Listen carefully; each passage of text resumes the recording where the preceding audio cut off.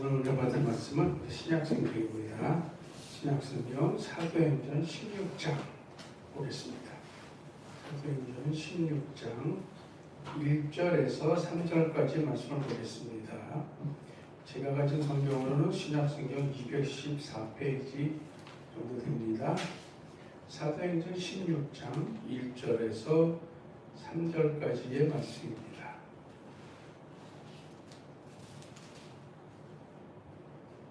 찾으셨죠? 다 같이 우리 합독할까요? 절수가 안 되니까 함께 봅니다. 바울이 더베와 루스드라에도 이름에 거기 디모데라는 제자가 있으니 그 모치는 믿는 유대 여자요 부치는 헬라인이라.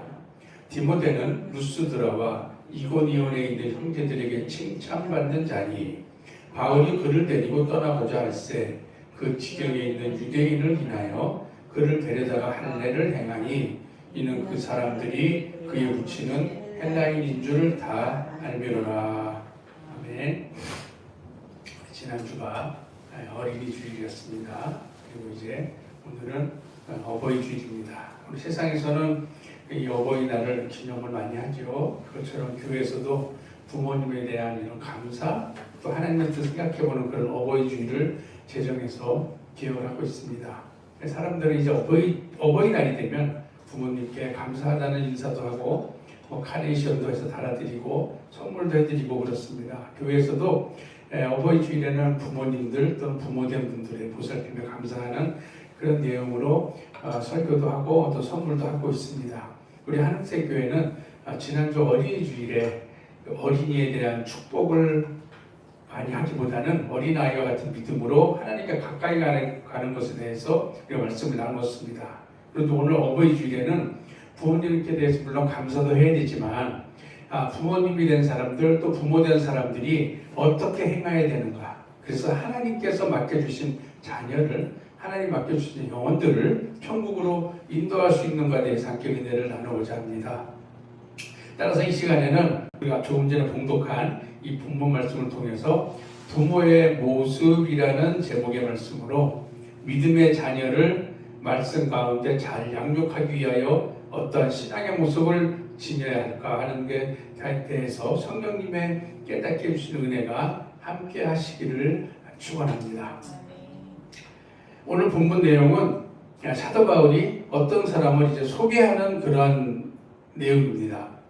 사도 바울이 자신의 정말 친밀한 동역자, 마지막까지 계속 자기가 이름을 거론했던 그 동역자 디모데에 대한 소개되는 부분이 바로 오늘 본문에 있는 말씀입니다. 디모데에 대한 이야기가 쭉 나오는데 2절에 보면 디모데에서 뭐라고 그랬냐면요, 형제들에게 칭찬받는 자라고 소개하고 있어요. 칭찬 참 우리 삶에서도 중요하고 믿는 사람에게도 중요합니다. 세상적으로 칭찬받는 거 정말 필요합니다. 세상 사람을 칭찬하는 것도 필요하지만 이 땅의 삶에 있어서 믿음의 칭찬을 받는 것도 더욱 중요합니다. 그래서 이 디모데는 세상에서도 칭찬받을 수 있지만 믿는 형제들에게 칭찬을 받는 사람이라고 말하고 있어요. 바로 이것은 믿는 사람으로서 세상 사람들과 무엇인가 차별된 모습을 보여주는 그러한 믿음의 모습이 있었다는 것입니다. 이 칭찬이라는 거요, 우리가 하는 칭찬은 좀 달라요. 세상에서 칭찬은 착한 일 많이 하고 어디 후원 많이 하고 봉사활동 많이 하면 칭찬받아요. 남에게 해를 안 끼치면 칭찬받아요. 그러나 하나님께서 원하는 칭찬의 기준은 무엇이냐면 고린도후서 2장 15절에 보면 우리는 구원 얻는 자들에게나 망하는 자들에게나 하나님 앞에서 그리스도의 향기라고 말씀하고 있어요. 그리스도의 향기를 나타내는 게 칭찬받는 지름길입니다. 그리스도의 향기, 그리스도 믿는 사람으로서 무엇인가 다른 것을 보여주는 것, 저 사람을 통해서 예수 그리스도가 누군지 알게 하는 것, 그것이 바로 칭찬받는 비결이라고 말씀하고 있어요. 그래서 칭찬이 얼마나 중요하냐면 사도행전 6장 3절에 보면 형제들아 너희 가운데서 성령과 지혜가 충만하여 칭찬 듣는 사람 7을 택하라. 우리가 이 일을 저에게 맡기고. 처음으로 제자들이 사도가 돼서 일곱 집사를 세우는데 기준이 무엇이냐? 성령이 충만해야 되고 하나님 말씀을 잘하는 지혜도 있어야 되지만 그것에 더해서 칭찬받는 사람이 필요하다. 세상 사람이 봐도 인정받고 믿음의 형제들이 봐도 인정할 수 있는 그러한 사람이 하나님의 일을 맡을 수 있다고 하나님께서 말씀하시는 거예요. 그 뒤에 보면은 사도 바울은 그 뒤에 서신들 쭉 보면은요, 뭐 감독, 집사를 세우는 기준 보면은 다 들어있어요. 이렇게 세상으로부터 인정받는 사람, 칭찬받는 사람 다 포함되어 있는 거예요. 그리고 칭찬을 어떻게 받느냐? 로마서 14장 17절 18절에 보면 하나님의 나라는 먹는 것과 마시는 것이 아니요 오직 성령 안에서 의와 평강과 희락이라. 이로써 그리스도를 섬기는 자는 하나님께 기뻐하심을 받으며 사람에게도 칭찬을 받느니라. 그 사람의 모든 품행이 하나님의 말씀을 따라가는 의, 그 다음에 마음이 항상 평강하고 온유하고 충동되지 않고 희락으로 기뻐하는 마음, 이러한 것을 가져야 사람들이 하나님이 칭찬한다는 거예요. 기쁘게 본다는 거예요. 우리가 정말 믿는 사람이 많이 부족한 것 같아요. 교회 안에서는 의와 평강과 희락이 정말 넘쳐납니다. 뭐 안 그런 사람 워낙 문제가 많지만 교회 안에서는 풍겨나요. 교회 안에서요 성령 충만, 지혜 충만을 보여줘요. 교회 문을 나서는 순간부터 칭찬 듣는 사람이 되느냐, 하나님 기뻐하시는 사람이 되느냐, 사람들에게 칭찬받느냐, 형제들에게 칭찬받느냐, 이게 문제가 된다는 거예요. 이렇게 칭찬받는 사람들을 향해서 사도행전 11장 25절 26절에 보면 바나바가 사울을 찾으러 다소에 가서 만남에 안디옥에 데리고 와서 둘이 교회에 1년간 모여있어 큰 무리를 가르쳤고 제자들이 안디옥에서 비로소 그리스도인이라 일컬음을 받게 되었더라. 이 칭찬받는 사람이 바로 그리스도인이라 부를 수 있다는 거예요. 지금 이 시대처럼 교회만 가면 그리스도인이야? 아니요. 그리스도인은 뭐냐? 예수 그리스도를 내 구주 영접하고 믿는 사람이에요. 믿음으로 끝나냐? 그렇게 살려고 노력해서는 그리스도인이에요. 그렇기 때문에 여기서도요, 바울과 바나바가 그들 앉아 가르쳤는데 가르치자마자 그리스도인 된 게 아니라 1년을 가르칠 때 1년을. 그 다음 그리스도인이 된 거예요. 사람들이 그리스도를 인정받는 거예요. 그만큼 내가 칭찬받기 위해서는 그런 노력들을 해야 사람들이 인정받는 그리스도인이라고 하는 거. 이게 바로 칭찬받는 모습이라는 거예요. 이 디모데는요, 이렇게 믿는 사람으로서 하나님과 사람에게서 칭찬을 받는 정말 신실한 사람이었어요. 그런데 중요한 건 뭐냐? 칭찬이 중요하지만 더 중요한 건 뭐냐? 이러한 디모데가 이렇게 살 수 있는 뒤에는 물론 바울이라는 훌륭한 선생님을 만나기도 했지만 그보다 더 훨씬 이전에 디모데가 할 수 있는 믿음의 이러한 모든 행실 뒤에는 어머니 유니게의 교육이 어려서부터 있었습니다. 오늘 같이 읽은 말씀에 보면은요, 1절과 3절에 보면 디모데 아버지 얘기가 잠깐 나와요. 뭐 길게 소개는 안 됐지만 그냥 이방 헬라인이라고 써 있어요. 그런데도 디모데가 믿음을 소유할 수 있었어요. 아버지가 이방인인데도. 그 이유는 뭐냐? 외할머니 로이스, 거기서 연결되는 어머니 유니게, 그 가르침이 있었기 때문에 가능한 것이었다.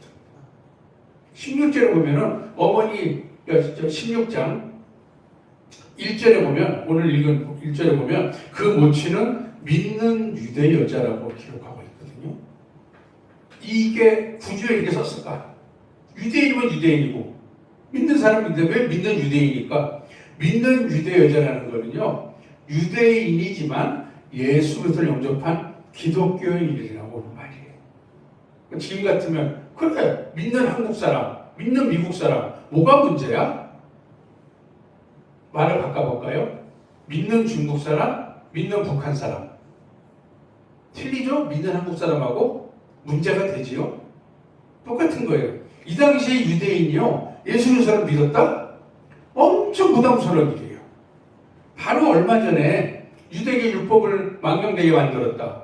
유대계 율법에 어긋나게 행동했다. 하나님을 망령되게 일컬었다. 그렇게 지목받아가지고 사형집행을 받은 분이 누구예요? 예수님이었잖아요. 근데 그분을 따라다녀? 그러면 유대 공동체에서 쫓겨나는 거예요. 너는 더 이상 우리 유대인이 아니야. 너는 이방인과 똑같아. 나가면 다 함께 나가요? 그 공동체 쫓겨나면 직장을 잃죠. 집을 잃죠. 심하면 감옥에도 투옥되죠. 더 심하면 사도 바울처럼 예전에 사울, 그런 사람 만나면은 죽음도 당할 수도 있어요. 그걸 감수할 만한 사람이었다는 거예요. 믿는 유대 여자는. 그거를 이 당시 여자는 뭐예요? 투표권도 없잖아요. 사람 숫자도 안 치잖아요. 대수도 안 할 숫자인데도 그런데도 자기는 믿는 유대 여자라고 기록될 정도면은 자기가 유대인의 신분인 거 다 내려놓을 정도로 예수님을 따를 정도로 믿음이 있었다는 거예요. 그리고 이 믿음을 아들 디모데에게 잘 전해주었다는 거예요. 디모데후서 1장 5절에 보면 디모데의 믿음에 대해 소개하고 있는데 이는 내 속에 거짓이 없는 믿음을 생각함이라. 이 믿음은 먼저 내 외조모 로이스와 내 어머니 유니게 속에 있더니 내 속에도 있는 줄 확신하노라. 디모데는 거짓이 없는 믿음을 가지고 있던 사람이에요. 사도 바울을 만나기 전에 이미 외할머니 로이스, 어머니 유니게에게 예수님에 대한 교육을 잘 받아가지고 거짓이 없는 믿음을 가지고 있었어요. 거짓이 없는 믿음이 뭐예요? 하나님, 내가 하나님 믿어요. 이걸로 거짓이 없어요. 아니요. 하나님과 언약을, 하나님은 우리에게 한 번도 거짓이 없어요. 하나님 우리 하신 언약, 약속 절대 안 지키는 일이 없어요. 그런데 우리는 수시로 안 지켜요.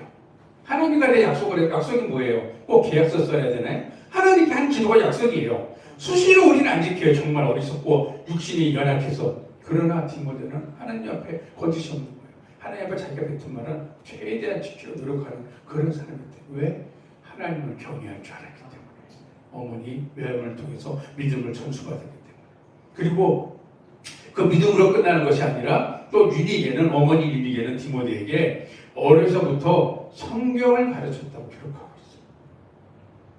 디모데후서 3장 15절에 보면 또 네가 어려서부터 성경을 알았나니 성경은 능히 너로 하여금 그리스도 예수 안에 있는 믿음으로 말미암아 구원에 이르는 지혜가 있게 하느니라.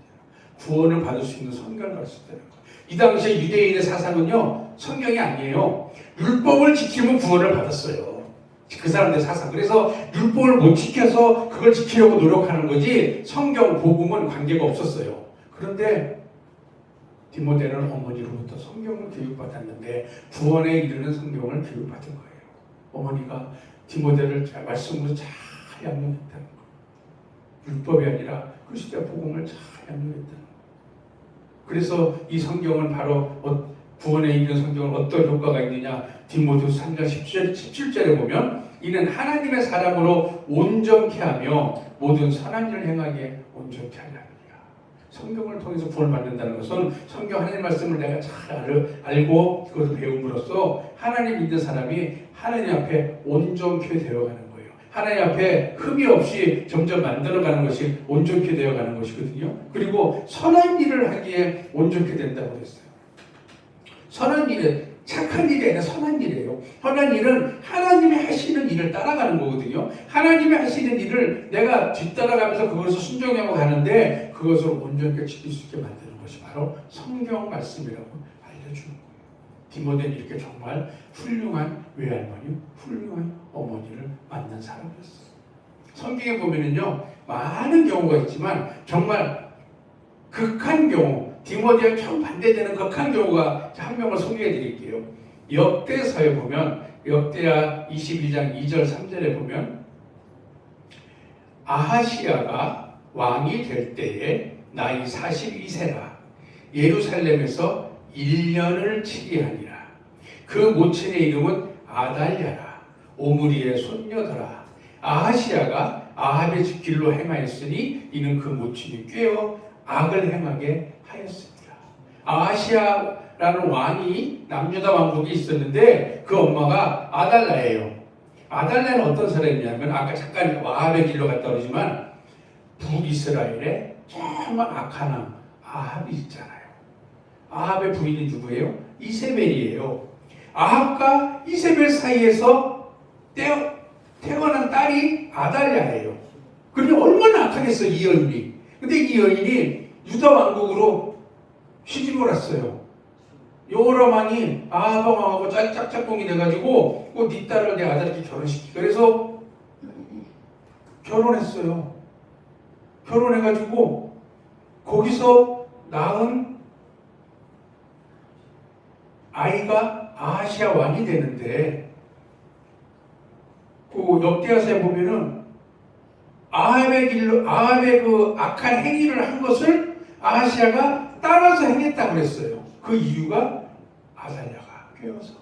아달랴가 악한 것만 알려주는 거야. 야, 이렇게 우상 숭배를 하고 이렇게 하고 하나님 믿지 마. 여호와는 힘이 없고 이 우상이 더 강해 보이고 우리에게 복이 따겠고 물질을 주고 복을 주고 장수를 주니까 얘를 믿어 하면서 계속 깨어겠기 때문에 아합처럼 아주 악한 우상 숭배 일로 들어갔다는 거예요. 아달랴가 얼마나 악한지 알아요? 그러다가 아하시아가 자기 아들이잖아요. 자기 아들이 이스라엘 예후에게 죽었어요. 싸우다가. 그럼 누가 왕이 돼야 돼요? 아하시아의 아들 중에 하나가 왕이 돼야 되잖아요. 아달랴가 그래 기회다. 내가 왕할 거야. 내가 섭정할 거야. 그러면서 아하시아의 아들 왕자들을 다 죽였어요.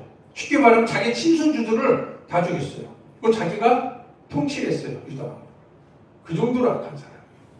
그러니까 다행히 제사장 여호야다가 한 명을 감췄잖아요. 그가 나중에 요아스 왕이 돼요. 어려운 가운데 하나님은 이제 하나님의 백성 살려주시는데 어쨌든 아달랴처럼 이렇게 악한 어머니 밑에서 자랐기 때문에 아하시아가 겨우 1년 통치하고 죽은 거예요. 통치로 끝나는 거잖아요. 그동안에 그 1년 왕 위에 있는 동안에 아합의 길로 계속 행할 정도로 악한 짓을 했다는 거죠. 자녀를 하나님 말씀으로 양육하는 게 얼마나 중요해요. 성경 말씀으로 양육하는데요. 부모된 사람의 역할이 정말 중요합니다. 부모님이 어려서부터 어떻게 말씀을 양육하느냐에 따라서 이 아이가 앞으로 어떻게 살아가느냐가 완전히 달라집니다. 우리 부모님들 자녀를 위해서 눈물로 정말 많이 기도합니다.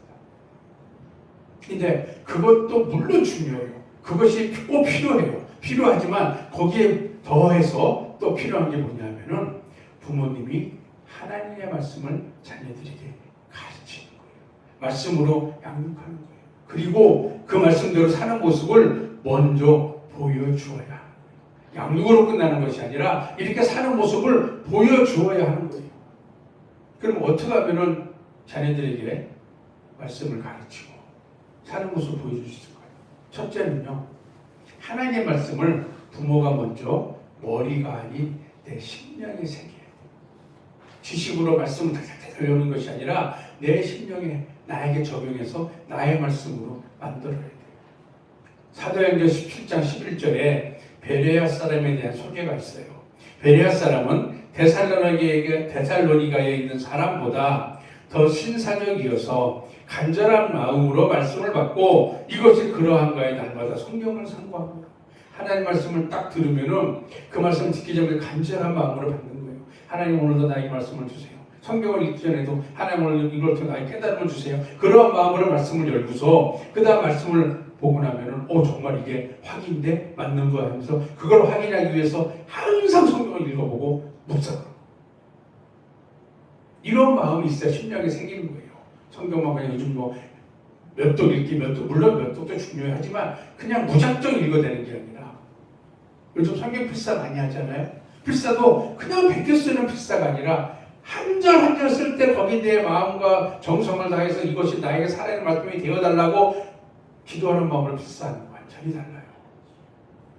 그래서 하나님 그것이 뭐라고 하셨냐면요. 신명기 6장 6절에 오늘날 내가 네게 명하는 이 말씀을 너는 마음에 새기고 많이 들어라 많이 외워라가 아니라 네 마음에 새기라고 그러신 거예요. 너의 마음판에 깊이 새겨라.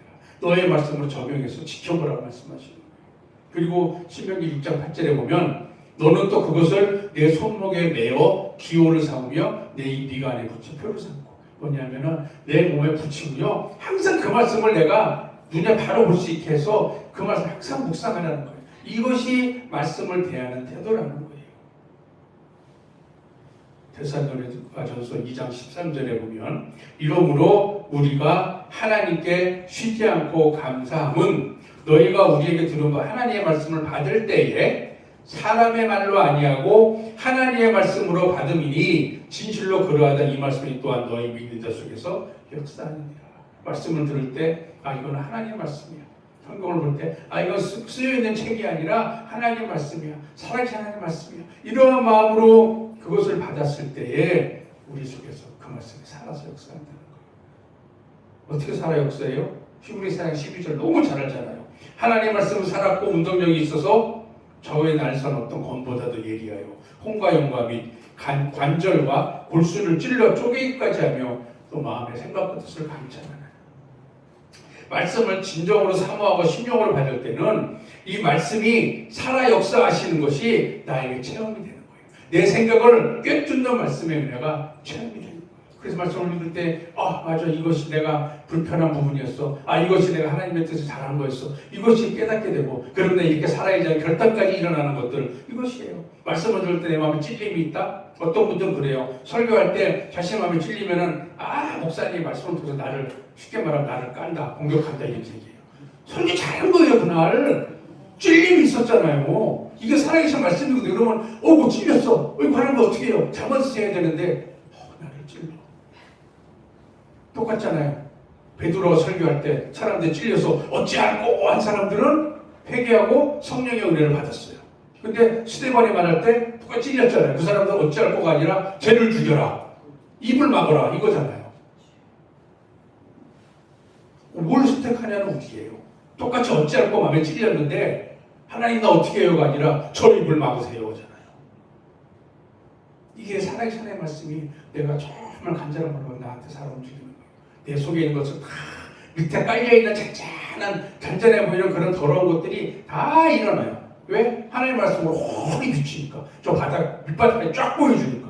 그러면 하나님 앞에 내가 꼬꾸라질 수밖에 없는 거예요. 이 말씀의 은혜를 부모님이 먼저 체험하고 그것을 내가 마음에 새기고 그것을 깨닫고 지키고 그것들이 말씀을 제대로 받고 그래야 내가 자녀를 양육할 수 있는 거예요. 말씀을 체험하시고 자녀를 양육해요. 그러면 그냥 성경에 있는 거 읽어주는 거죠. 물론 그것도 중요해요. 그거 안 하는 것도 훨씬 나아요. 그런데 거기 더해서 내가 받은 말씀, 체험된 말씀을 양육하는 게 훨씬 효과적이거든요. 그 다음에 두 번째는, 첫 번째는 말씀에 이제 내 심령에 새기는 거예요. 두 번째는 그 새겨진 말씀을, 그 체험한 말씀을 자녀에게 가르치고 양육하지만은 더해서 자신도 지키려고 노력할 믿음의 행위가 반드시 있어요. 입으로만 가르친다? 거기서 끝내면 안 돼요.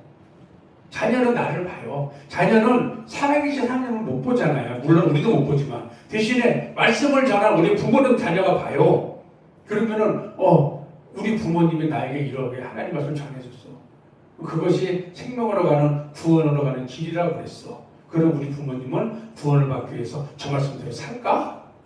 하고 봐요. 거기서 내가 말씀 속에 살려는 행위들이 없다? 그럼 뭐예요? 내가 한 얘기는 그냥 지나가는 이야기가 밖에 안 되는 거예요. 잔소리에 하나로 치부될 수도 있다는 거예요.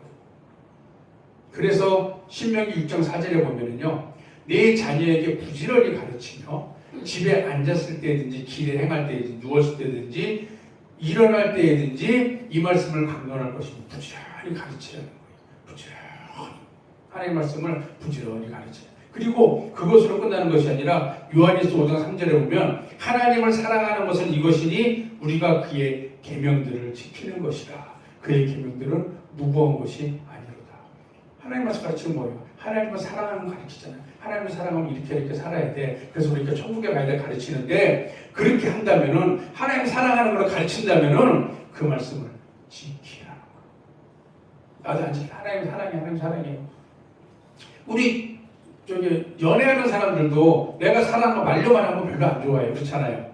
뭐 반짝반짝하는 걸 준다든가 아름다운 꽃을 준다든가 이래야 정말 사랑하는 것보다 눈에 보이는 게 뭔가 확신이 오잖아요. 똑같이 하느님 앞에 하나님 사랑해요 말로만 하면, 물론 말로 해야죠. 하지만은 더 중요한 거 사랑하는 표, 내가 말씀시키며 사는 거 보여드려요. 하나님 이만큼 사랑해요. 왜?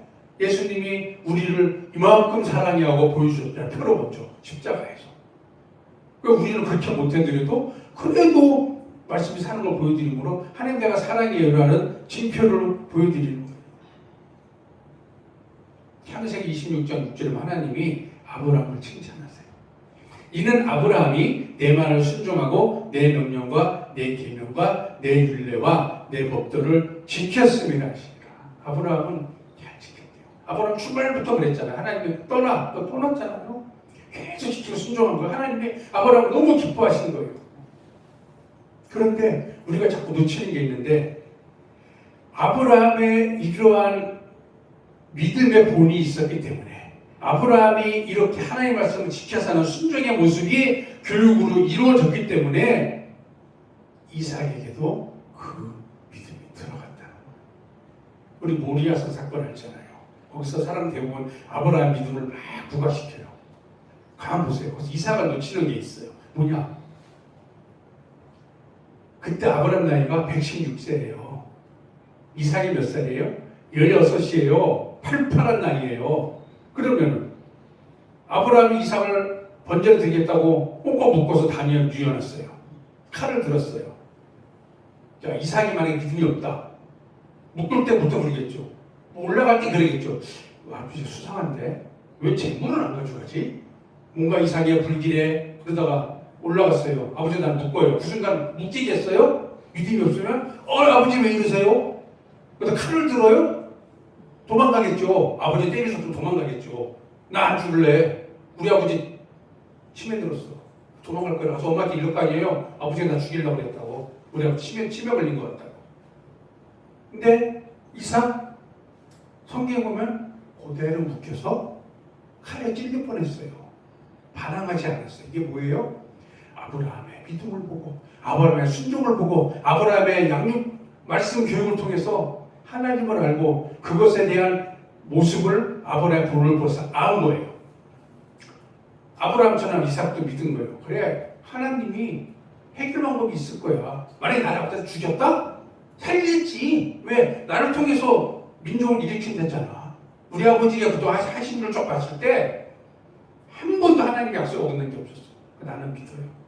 아버지가 칼을 들어서 나를 찌를지 안 찌를지 모르지만 설령 찌르더라도 하나님의 해결 방법을 난 믿어야 하고 순종. 이만큼 아브라함이 살아있는 교육의 본을 자신. 이단 성경책이 있었겠어요? 아브라함 때?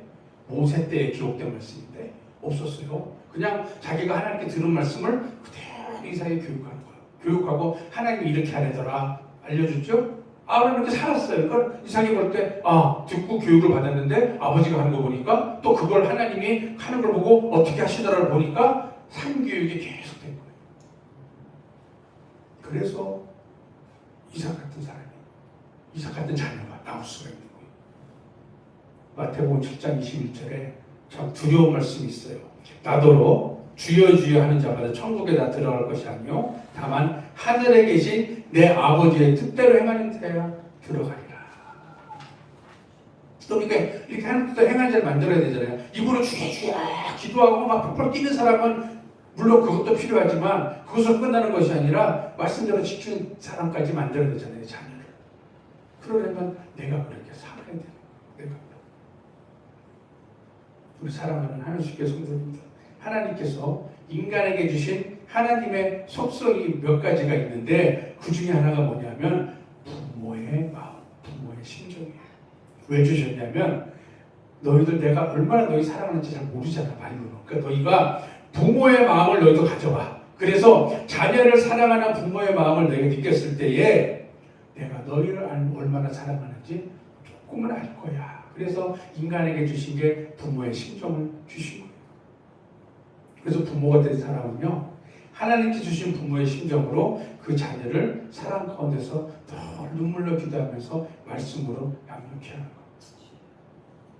그리고 자녀를 바르게 양육하기 위해서는 부모된 사람이 먼저 말씀을 심령에 새기고 말씀대로 지켜 살려고 애쓰고 노력하는 그런 사람. 지식이 아니라 살아 움직이는 말씀으로서의 성경을 가르치는 사람이 되어야 되는 것입니다. 이것이 자녀에게는 항상 뇌리에 박혀있는 거예요.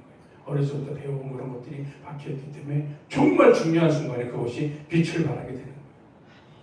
우리 여기서 말하는 부모는 육신적인 부모 말하는 게 아니에요.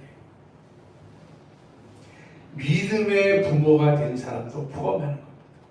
물론 자녀도 내가 육신으로 낳은 자녀뿐만 아니라 믿음 안에서 양육하는 사람도 포함되는 것입니다. 그래서 우리는 부모된 사람, 육신의 자녀도 있지만 믿음 안에서 양육하는 자녀를 둔 사람들은 그렇게 살아가야 되는 거예요. 우리 모두 하나님께 원하시는 그런 부모의 모습을 소유하게 되기를 축원합니다. 우리 자녀를 바라보면서 또 내 양육하는 영혼들을 바라보면서 정말 변하지 않아 이렇게 할 것이 아니라 그러면은 변하지 않는다? 먼저 뭘 보여야 되느냐? 하나님 앞에서 변하지 않는 나를 먼저 바라봐야 돼. 하나님 보시기에 너 정말 안 변한다.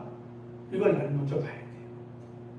내 자녀가 내가 돌보는 영혼이 변하지 않는 거 보고 왜 안 변할까만 책망할 것이 아니라 그래 나는 그럼 어떨까 하나님 보시기에 나는 변했을까를 돌아보게 되길 바래요. 그리고 내 자녀가 내가 돌보는 영혼들이 진정으로 말씀 안에 변하기 원한다. 내가 먼저 말씀으로 변화돼야 돼요. 내 자녀가 믿음의 사람으로 성장하기 원한다. 내가 먼저 믿음의 사람으로 본을 보여줘야 돼요. 그래야 내 자녀들도 내가 돌보는 영혼들도 하나님을 못 보기 때문에 나를 통해서 하나님의 모습을 보고 배워갈 수 있는 것입니다. 우리 모두 이런 사람이 되기를 축원합니다. 내가 먼저 하나님의 말씀을 사모한 가운데서 내 심령에 깊이 새겨서 채우고 그 다음에 그 말씀으로 살아 역사하시는 말씀을 체험해 가면서 그 말씀대로 순종하려고 애쓰는 모습을 보여주게 되기를 바랍니다. 그리고 그러한 모습을 본 자녀들이 그분을 따라서 신실한 믿음을 상속받는 축복이 현실로 다가오게 되기를 축원합니다. 그렇게 함으로써 우리 자신뿐만 아니라 내 자녀들까지 또한 믿음으로 양육하는 자녀들까지 함께 천국잔치에 참여하는 그러한 축복의 사람들이 우리 모두가 되기를 주님의 이름으로 간절히 축원드립니다. 기도하겠습니다.